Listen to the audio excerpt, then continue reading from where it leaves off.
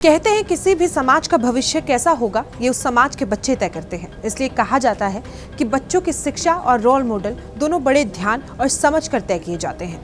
आज़ादी के बाद भारत में भी बच्चों के किसी रोल मॉडल की बात आई तो चाचा नेहरू उस वक्त के सार्वभौमिक पसंद और चयनित थे। 1964 से पहले 20 नवंबर को देश में बाल दिवस मनाया जाता था, लेकिन चाचा नेहरू के देहांत के बाद उसके जन्म दिवस को बाल दिवस मनाने का फैसला किया गया ताकि आने वाली पीढ़ी उनसे प्रेरणा ले सके। 14 नवंबर को हमारे देश में बाल दिवस या चिल्ड्रंस डे के रूप में मनाया जाता है। इस दिन स्कूलों में गीत, संगीत, भाषण, स्लोगन, खेल और अन्य कई तरह की प्रतियोगिताएं की जाती है, जिससे बच्चों को खास आनंद भी मिलता है। इस दिन स्कूल भी बच्चों को गिफ्ट देता है, यानी कि कई तरह के गिफ्ट जो है बच्चों को दिए जाते हैं। बाल दिवस भारत के पहले प्रधानमंत्री पंडित जवाहरलाल नेहरू के जन्मदिन 14 नवंबर को दिन बनाया जाता है। बच्चे पंडित नेहरू से बहुत प्यार करते थे, इसलिए उन्हें चाचा नेहरू कह के पुकारते थे।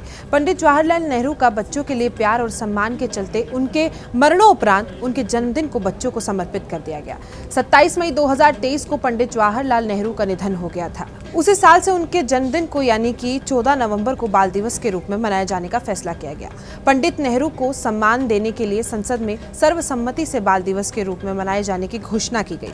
तब से लेकर अब तक इस दिन को मनाया जा रहा है।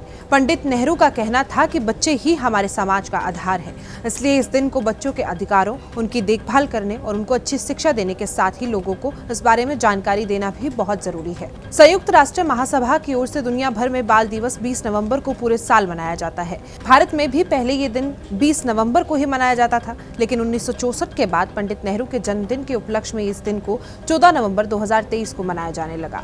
भारत के अलावा और देशों में अभी भी बाल दिवस जो है 20 नवंबर को ही मनाया जाता है। तो इस खबर पर आपकी क्या राय है, कमेंट बॉक्स में जरूर बताएं।